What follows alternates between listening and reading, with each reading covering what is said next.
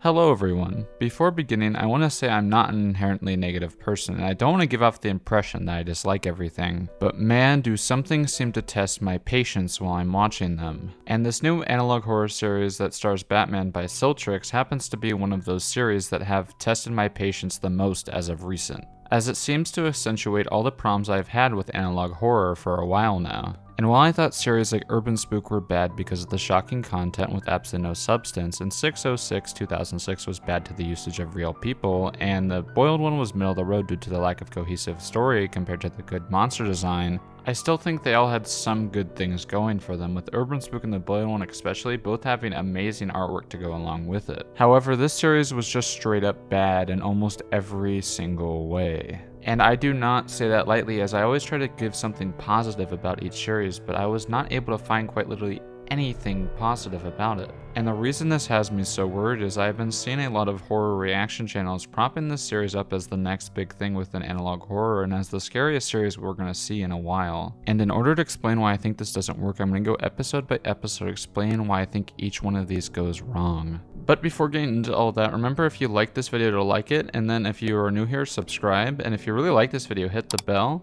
And I want to hear your opinions on the series down below, and let me know whether you think I'm wrong or if I'm right. Now let's get on with the explanation.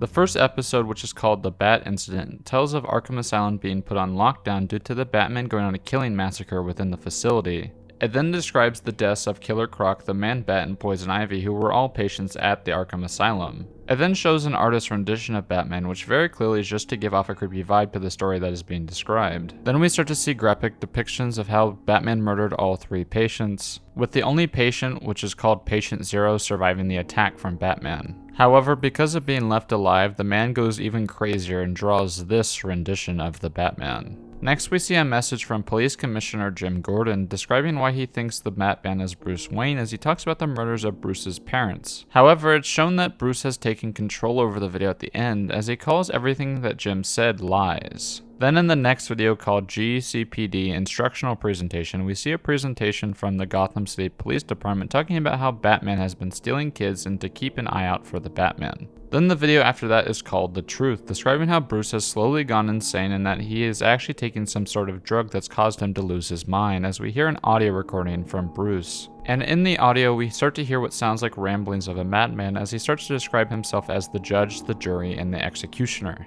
Next is the missing persons broadcast, where we see that a bunch of people have been stolen by Batman before once again being interrupted by Bruce by saying it's too late and showing a group of caskets underneath the house and a house on fire. And in the latest episode called Names, we find out the house that was on fire was the Wayne Manor, where an investigator goes into the caves under the manor and finds a list of names before being chased out by a weird group of people stuck underneath the house. While running out, he seems to run into Batman, who just seems to stand there and stare at him. This confuses him as he gets scared that he might be the next one stolen. It then cuts to a missing persons poster, heavily implying that the narrator himself was also taken by Batman. And that is all the series has so far. So now let's get into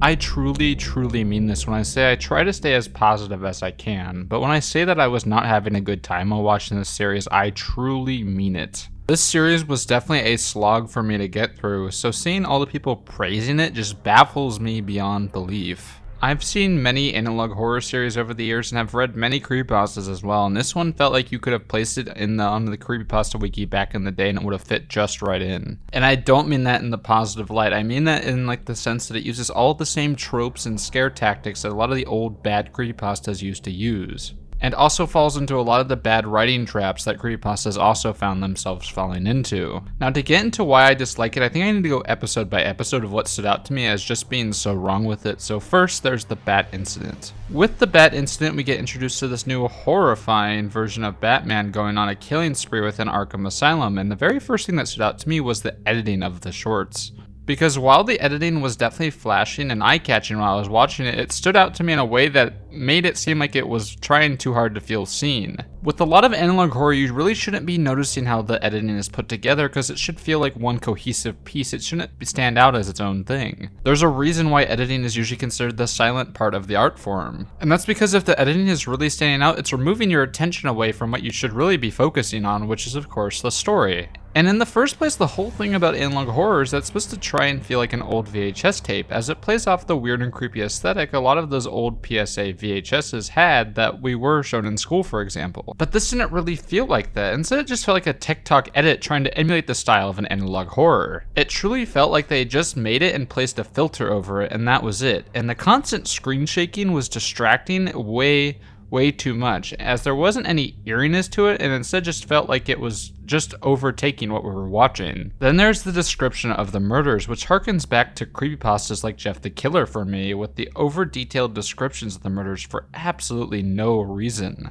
Once again, just like I said with Urban Spook, this series tries from the very first episode to try and scare with shock value, but it shows way too much to actually be scary. Extremely graphic descriptions of violence can be scary, but graphic descriptions are only really scary if we care about the characters that are being shown. Otherwise, less is generally more when it comes to horror. This is especially true for analog horror, which is usually made for a super low budget where you can't really show anything off that will scare the audience with what you are given. So generally leaving more up to the audience's imagination will really benefit the creation, and they don't really do this at all within this short. Let's sense this decide to go with the extremely graphic depictions route. If we cared about what was being described in that way, we might actually care about what we were seeing and be a little bit frightened. But to start the very first episode off that way causes the series to fall completely flat for me. And then we get the depictions of Batman, which also completely fell within the stretched out face we have seen 1,000 times since the Mandela catalog came out, with this face being particularly atrocious. I quite literally laughed out loud when the face was shown on screen, as it looked exactly like that photo of Germa that has been shared 1,000 times but with a Batman costume on. It was made even more laughable for me with the usage of what sounded like Pokemon music, which completely took me out of the story all the way.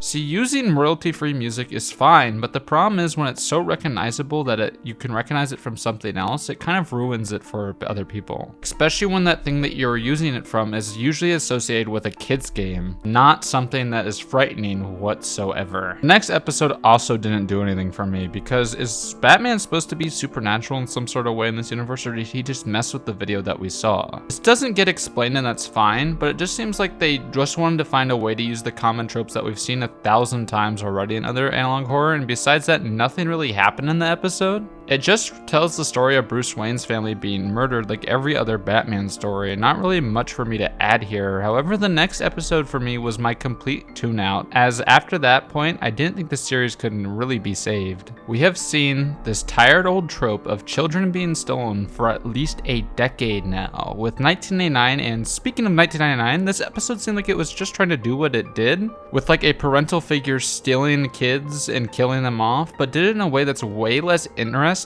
which made it fall completely apart for me. How many times are we going to see this trope of the crazed man stealing children, especially in poorly written and badly put together stories? It falls into the same camp that I put Urban Spook in. It seems like the creator is just trying to make something that will shock the viewer, but their writing is so poor and full of tropes that it completely comes across as over the top and ridiculous, but caused me to almost give up on the series completely. Then with the truth, I've never seen a more unneeded and unnecessary episode of an analog horror series than this. If this had been completely removed, what we would have lost was almost nothing. This episode doesn't bring anything new to the table and covers the exact same things that the Jim Gordon audio logs already covered earlier. I don't really get what the creator was trying to do here, but it was already shown it was Bruce. What does this episode add? We get the monologue, but it doesn't really do anything. It's just another whispery text-to-speech bot talking about their plans, which we've already seen played out before. It's not frightening, and frankly, it's just boring and does absolutely nothing for me whatsoever, and I think above everything, being being boring is one of the worst things a film can do. I would rather a series be so bad it's good that it's at least entertaining with how bad it is, but that isn't even funny, it's just super boring with absolutely nothing being added.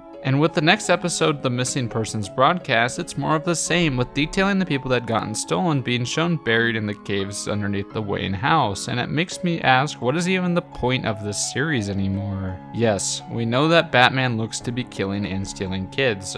Okay, but what else? It's been stuck on this plot for 3 episodes, but it's not explaining anything, it's just meandering there. Nothing new is presented in this episode besides the mansion being set on fire, but it's just frankly annoying how completely stagnant this series is. With each episode we seem to get more of the same information we have known for episodes now, but before revealing one little piece of the story, but that piece doesn't really change much, it doesn't reveal a reason or a piece for solving the mystery, it's just more of the same old shit. With each episode, we seem to get more of the same information we have known for episodes now before revealing one little piece of the story, but that piece doesn't really change much. It doesn't reveal a piece to the mystery or a reason. Instead, it's just the same old shit we've seen for the past 3 episodes. And once again, Names does the exact same thing, with the only new piece of information that is shown is that there's missing kids being kept in the cave, but once again, no reasoning is given, it's just the same as the rest of the series. The kids being down there is just supposed to be shocking and creepy, but it doesn't really give a reasoning or explain why they're down there. It's just, oh, there's kids down there. And the story is just the same old tired tropes